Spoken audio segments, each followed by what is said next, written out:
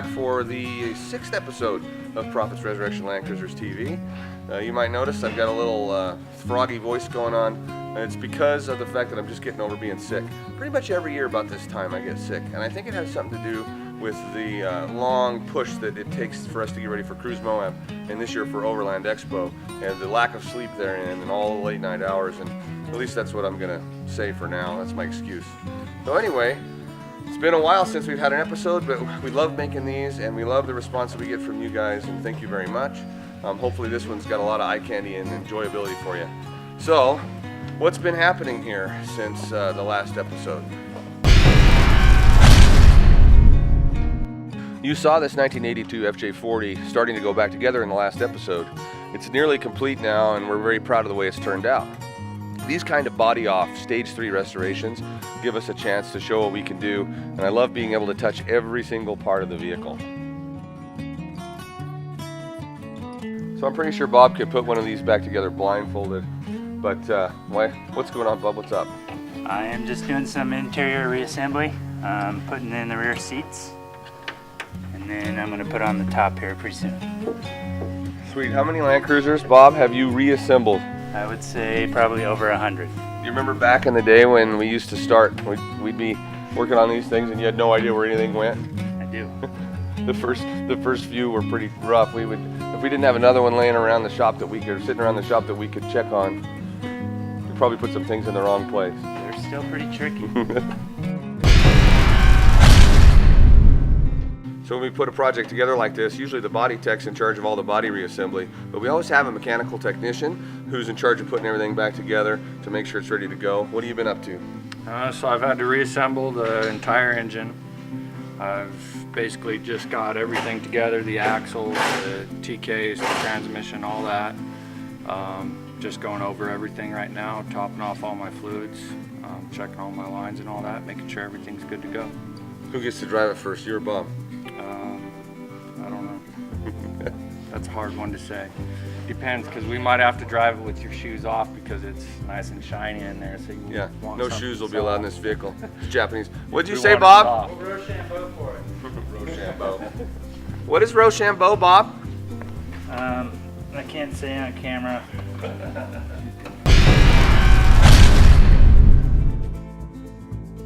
So let's go see what else we got going on in the shop.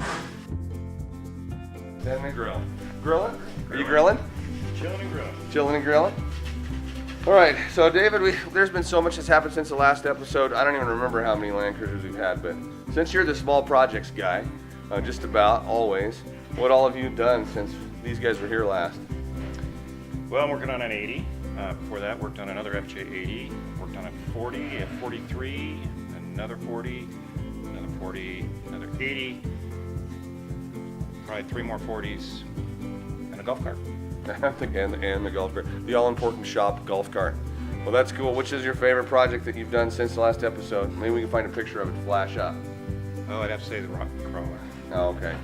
Yeah, the crawler's been the funnest thing. Yeah. We've had an awful lot of late nights, but it's beautiful. Yeah, later in this episode, teaser, we're going to feature the vehicle that he's talking about, which has actually been really fun, and all the guys pitched in on it. David had a really big piece of it. So small projects, I don't know if you have caught those numbers, but if you add them all up, what is that, about like an FJ 450? Yeah, there's over a dozen projects since the last time. So this is a 77 FJ40 here from New Jersey, and this is Alex's project and David's project, and it's a Stage 2 restoration. So we haven't talked about those yet, but a Stage 2 restoration is one where all the pieces come off, like you can see, just about everything's come off the vehicle, and it's all going to be refinished cosmetically, but the body will actually never come off the frame, and it saves a little bit of time, and because there's no damage on this body that permeates into an area that we can't get to without taking it off the frame, then it's well suited for that kind of restoration. It's also getting some pretty cool custom stuff. So you can tell there's no axle under the front of it, and that's because this is getting a spring over, just like the red FJ40 that you saw in the very first episode of this show. So Alex has all of the frame preparations made, and you can see a power steering pump mount, an hour spring over shackle reversal, and we're just about ready to start reassembly of the front axle under this Land Cruiser. A little known fact about 1977 FJ40s is that at any given moment they might gobble up the technician that's working on them. Check out this picture of what happened to Alex when he was working on it the other day.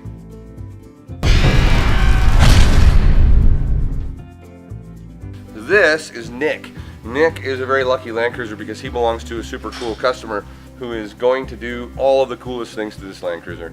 This is a stage 2 restoration, and we've already done the paint work on it. It's not been reassembled yet, but you can tell that it's new shiny silver, and it's also getting a 2.5-inch lift and a brand new 5.3 liter Vortec and H55F 5-speed transmission. So this is going to be a stealthy Land Cruiser when it's done, and he's got some really good ideas for the wheels and the interior, and it's going to be super cool.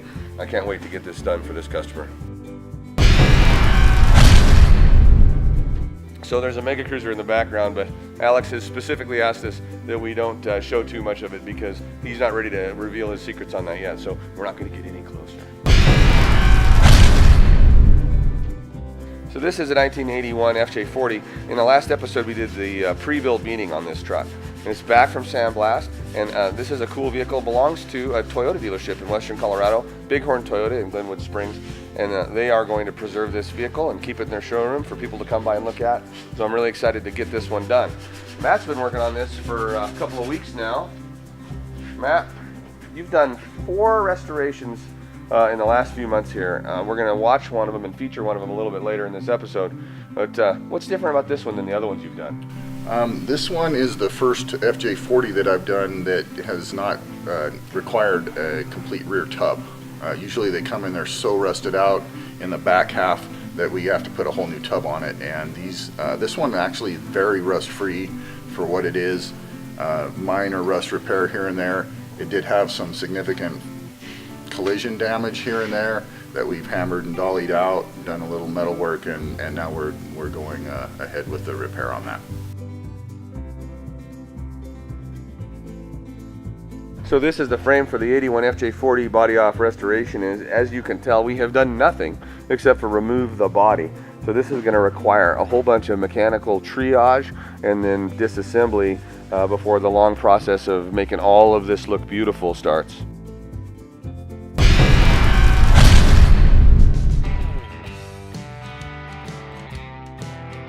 So this Land Cruiser right here is a really cool FJ43 from Colombia.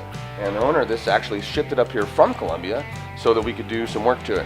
And we might do a restoration, but it doesn't really need much because it only has 7,000 original kilometers, very low kilometer, cool specimen.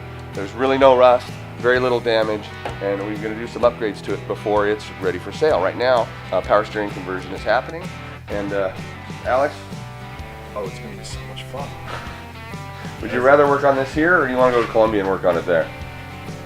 I'd rather work on it here with my tools, but as it is with this shop, everything must be modified. So what's wrong? What's going on? The AC and the power steering want to occupy the same bowl holes. Oh, that doesn't sound friendly. No. What I can understand is your fans. What's wrong with my fan? Besides sending you their parts, they also send you their clothes. Oh, sweet, I needed some new shorts. There's something wrong with, there's something amuck with these shorts. Yeah. Oh wait, here it is. Here you go. Oh, give me some cutoffs. Colombian attire. This has been smuggled in. This is probably worth money. Look, Miguel, it says Miguel. So these FJ43s were sold primarily in Colombia, and they're about 14 inches longer than an FJ40. So they're very popular. That extra space in the back really makes the vehicle a lot more usable. More and more of them are being imported and sold at auction and sold privately, and this is probably the lowest mile specimen in the country, easily one of the nicest. It has not been restored, so it's just all factory the way it is right now. So all FJ43s in Colombia were sold as factory soft tops. I love the soft top look, it's very safari. Some of them have fiberglass tops on them, but those weren't actually made by Toyota. I think there's a couple of companies in Colombia, one of them called Inca, that makes an aftermarket hardtop for these. None of them had heaters, but a lot of them came with factory air conditioning, just like this one. These vehicles are imported from Colombia, and they're all over the United States for sale. This one's no different, and we're hoping to sell it for the client. I think it should be easy to sell because it's a very low mile specimen and it's in excellent condition.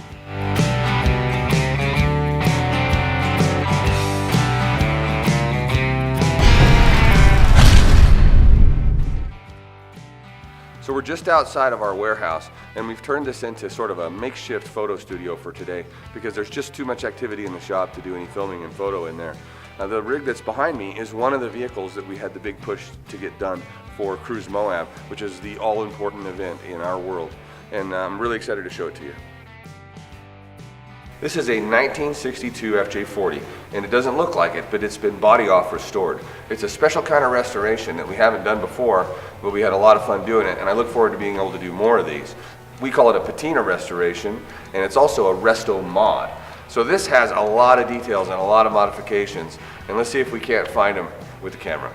So the client on this particular restoration asked for something that I thought was really cool. He said, I want a Land Cruiser that people want to check out in the grocery store parking lot, but they're afraid to get too close for fear of catching something. And I really think we captured that in this build. He also wanted every major conceivable drivability upgrade that we could do for both on and off road, which is a tricky combination. But I think we came up with a really good package.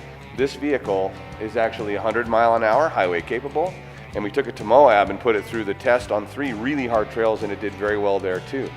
So it's been a great one to build, and it's a lot of fun to drive. So the customer wanted this to be highway drivable, so we decided to go with a GM Ramjet 350. I like the Ramjet for this vehicle because it's not covered with plastic like more modern V8s, and it looks a little bit older. Behind the Ramjet, we ran a 4L80E automatic back to an Orion 4-to-1 transfer case for the off-road ability of its 4-to-1 gears. In addition to the Ramjet for power, we added some creature comforts like air conditioning and cruise control to the drivability package. So it was really important to the client that the interior of this vehicle sets itself apart just like the exterior does. So we chose a really unique upholstery. This is actually cow leather, but it's stamped and dyed to look like alligator hide. And I think it gives the vehicle a really cool look. So the challenge with a project like this is to figure out how to keep it looking old and keep as much of the original patina as possible. Believe it or not, this vehicle has been about half repainted. We had to repaint the entire rear of the vehicle because we did enough rust repair there, and also we moved the rear wheel wells back 3.5 inches to compensate for the longer drivetrain. So the rear of the vehicle has been painted. One of the fenders has been painted, the other is not. We'll see if you can tell which is which. And also the windshield frame and the entire white fiberglass top of the vehicle has also been redone. Now that was necessary because it was sort of like a sponge at this point, being 50 years old. It was soaking up water, and so we had to start from scratch with that. So for the rear wheel wells, originally this would have started about right here and come up. But because we wanted to run a little bit longer transmission than stock, and we'd like some length of rear drive shaft so we can keep drive shaft noise to a minimum, we chose to move the rear wheel well back within the original panel. So that means that from here down and from here back and all the way around, it's basically all been manipulated and messed with and ground to bare metal. And I think Matt did a pretty spectacular job matching the patina of this part of the vehicle, which is all original. So this was my first patina restoration. It was a very fun project to work on, and somewhere during the course of it I realized that I had actually been creating patina on my own vehicles for quite some time, but this was the first time I was actually able to get paid to scratch and chip and make something look really old, which was totally fun. So we wanted the body to look old, but we wanted the frame to look old too. And I wasn't comfortable with just using it in its rusty state. So we went ahead and powder coated the frame and every individual steering and suspension component a brown rusty looking coating. So in addition to the frame being powder coated to look rusty, we decided to contrast that with new yellow zinc fasteners throughout. I love the look that it gives, and from a distance it looks old, but from up close it looks brand new. So I'm trying to think of everything. It's almost too much to remember. 2.5-inch old Emu suspension with our shackle reversal, 4-wheel disc brakes, cool rigid lights in the front, cruise control, very, very cool Land Cruiser.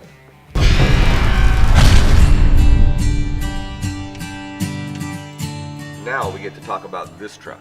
This one's fun for me because it actually belongs to the shop, so we get to keep it around for a while. This is a 1971 FJ40 rock crawler, and it's very special for us because it's the first all Toyota rock crawler we've ever built. No Dana 60s or Rockwells. We stayed true to the brand and had a lot of fun doing it.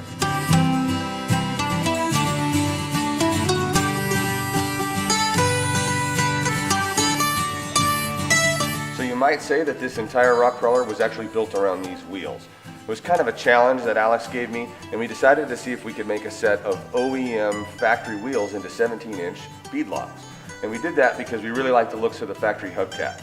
So we built the wheels first, and their inspiration for the rest of the vehicle started right there. So we started with a 1971 FJ40, but rock crawlers need wheelbase. So we stretched this Land Cruiser 13 3/4 inches, exactly to the length of an FJ43. That allowed us to get a 106-inch wheelbase and make it climb up the ledges a lot easier. To keep a low center of gravity, we decided to raise the interior floor about 5 inches. The wheel wells had to be bigger to accommodate the 40-inch tires, and we needed a place to put the shock mounts too. We spent a lot of time making the interior of this vehicle look factory, although it is all brand new sheet metal. Even though this vehicle is heavily modified, we wanted to retain the stock appearance as much as possible. That's why we kept the factory dash layout. The Dakota Digital instrumentation package blends in nicely, and you can barely tell that it's not the original set of gauges. Because we wanted to keep all Toyota DNA, we had to use a Toyota engine of some kind. Fuel injection is a must, so we chose a 3FE fuel-injected straight six out of an FJ62 Land Cruiser. Some would say modern V8 power is nicer, but there's something about the torque and lugging capability of an old Land Cruiser straight six that just seemed right for this build.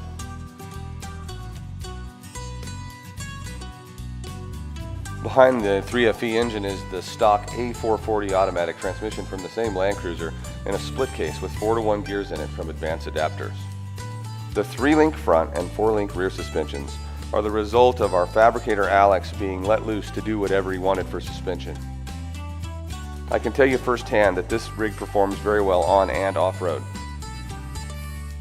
An FJ62 front axle and an FJ60 rear axle, both equipped with ARB locking differentials and 529s, right axle choice for a rig that we wanted a little bit wider than stock.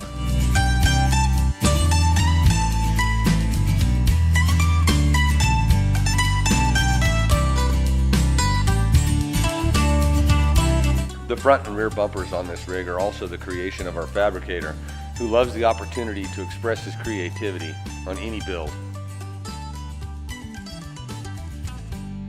A project like this is a tremendous amount of work, not just because of all the custom fabrication, but this vehicle is also a Stage 3 restoration. Every detail, every component, every subcomponent on the vehicle was rebuilt and refinished. We wanted to stick with a factory color, something from the 70s to make it feel retro, so we chose Toyota's Spring Green.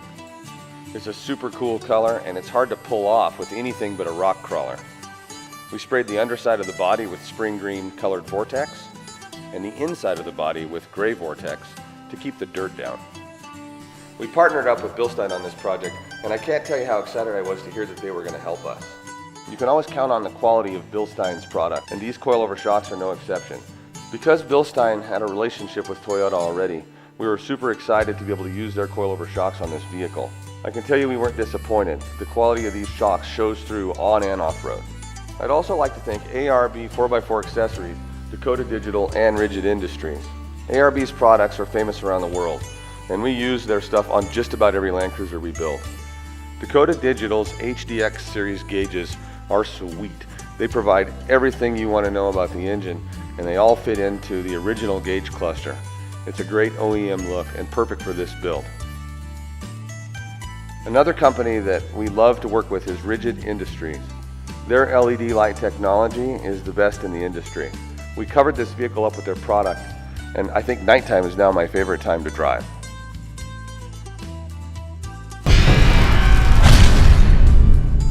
This Land Cruiser was built almost entirely after hours, and I have to thank everybody who volunteered their time to help us.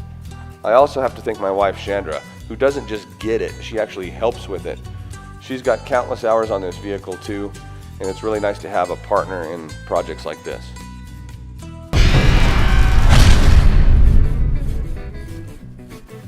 So that's about all the time we have for this episode.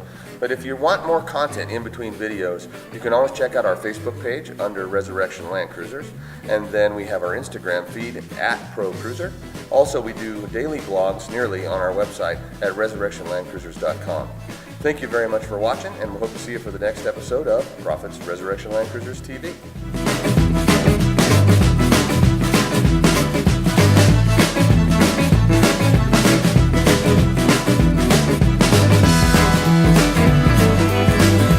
Does this have a 5-speed? No, it's 4. All right, we can cut. Okay.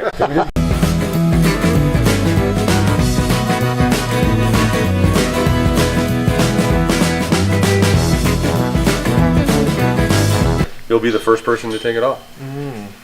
It's only got 7,000 kilometers on it. It's hardly been touched by human hands. This is like an organic Land Cruiser.